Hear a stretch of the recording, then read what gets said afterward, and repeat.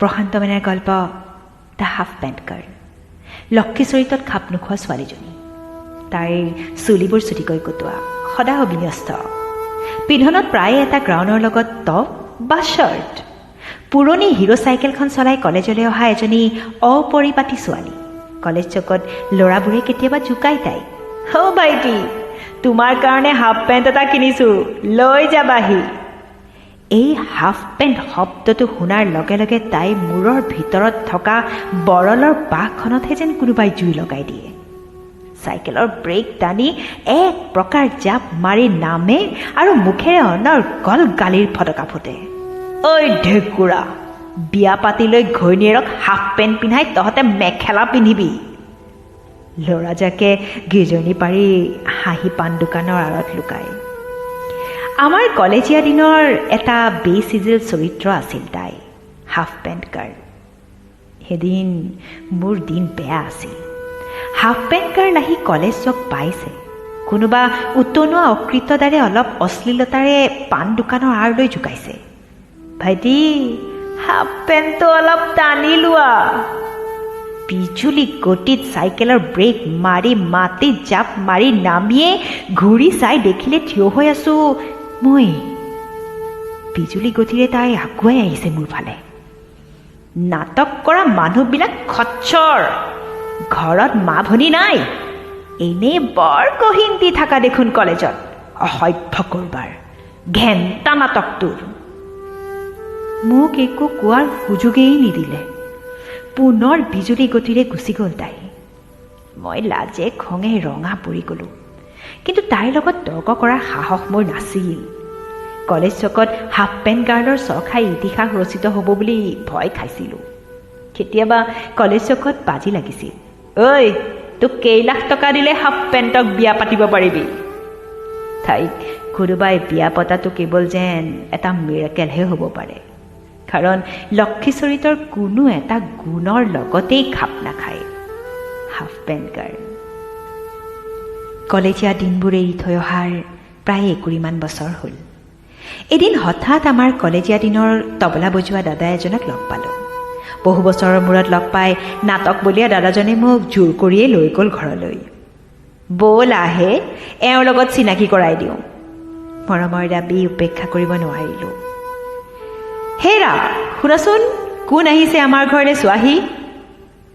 শিৰত ৰঙা সেন্দুৰৰ গভীৰ ৰেখা, গা ধুই উঠি শুকাবলৈ অবাধ্যভাৱে এৰি দিয়া চুলি কোচাৰে সাদৰী মানুহগৰাকী ওলাই আহিল।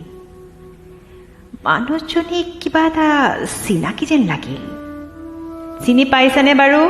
প্ৰশান্ত মেনা, নাট্যকাৰ যে। অ' প্ৰশান্ত দা, দাঢ়ি ৰাখিছে যে, চিনিবই পৰা নাই। আচৰিত, এনেকৈ যে আহি ওলাবহি। চিনি পোৱা নাই? কলেজ চকত যে জোকাইছিল মোক, আপোনালোকৰ হাফ পেণ্ট গাৰ্ল। মই অবাক হৈ ৰলোঁ হাফ পেণ্ট গাৰ্লৰ পৰিৱৰ্তন দেখি।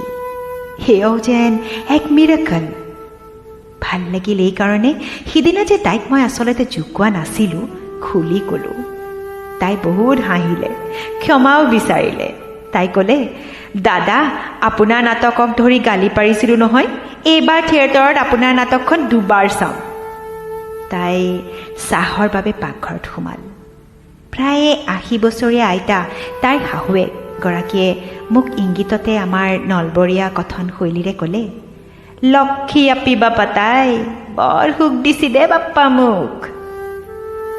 বয়সে গৰকা আইতাগৰাকীৰ মুখখন আত্মতৃপ্তিৰে উজ্জ্বল হৈ পৰিছিল। ময়ো অবাক হৈছিলোঁ। লক্ষী চৰিত্ৰত খাপ নোখোৱা ছোৱালীজনী লক্ষ্মী হ'ল কেনেকৈ? অহাৰ সময়ত ধেমালি সুৰতে ক'লোঁ, চুটি চুলি কেইডাল কি সাৰ দি দীঘল কৰিলাহে? তাই এমুকুৰা হাঁহিৰে উত্তৰ দিলে, দাদা, সংসাৰ আৰু সংস্কাৰতকৈ ভাল সাৰ আৰু ক'ত আছে?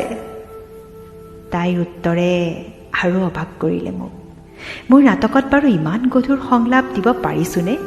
সন্দেহ আছে মোৰ। দাদাজনে আগবঢ়াই দিবলৈ আহি তাইৰ কাহিনীয়ে শুনালে। বিয়া পাতিছিলোঁ। ছোৱালীজনীৰ বয়স 2 বছৰ। তেতিয়া মাক ঢুকাল। ছোৱালীজনীক ডাঙৰ কৰিবলৈ মাক এগৰাকী লাগে। পিছে তবলা বজাই ভাত খোৱা মানুহ, ছোৱালী দিব কোনে? এওঁ বিয়াত পঢ়িবলৈ মান্তি হ'ল দেখোন। বৰ সুখী, বৰ ভাগ্যৱান মই।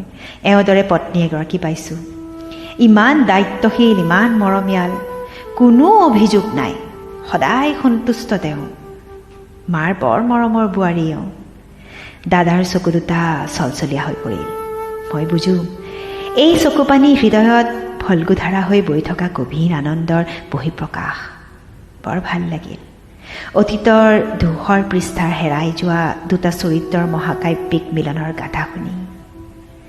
লক্ষী চৰিত্ৰত খাপ নোখোৱা হাফ পেণ্ট গাৰ্লৰ লখিমী পৰ্বই যেন এখন সুবিশাল মহাকাব্য শ্ৰৱণৰ সুখানুভূতি দিলে। হয়, তাই বেচিজিল আছিল, কিন্তু জীৱনৰ মহাসিদ্ধান্তবোৰ চিজিল লগাব পাৰে তাই। তাইৰ বাবে সিন্দুৰ আধুনিকা নাৰীবাদীৰ বিতৰ্কিত ৰং নহয়। সিন্দুৰ তাইৰ বাবে দুটি প্ৰাণক এক কৰি পেলাব পৰা হৃদয়ৰ পৰা হৃদয়লৈ এখন মহামিলনৰ সাঁকো। সম্পৰ্ক তাইৰ বাবে আইনৰ কাগজেৰে ভাঙিব বা পাতিব পৰা সন্ধি নহয়। সম্পৰ্ক তাইৰ বাবে অটল বিশ্বাসেৰে গঢ়া দুটি মনৰ বৌধ জ্ঞান। তাইৰ ক'তোৱে সিদিনা মই কলেজীয়া দিনৰ হাফ পেণ্ট গাৰ্লক বিচাৰি নাপালোঁ। বিচাৰি পালোঁ সিন্দুৰৰ সম্পৰ্কেৰে বান্ধ খাই মৰমেৰে এখন সংসাৰ আৱৰি ৰাখিব পৰা মৰমীয়াল অথচ গভীৰ দায়িত্ববোধেৰে প্ৰাচুৰ্যময় এগৰাকী সম্পূৰ্ণ নাৰী, এগৰাকী প্ৰেয়সী পত্নী।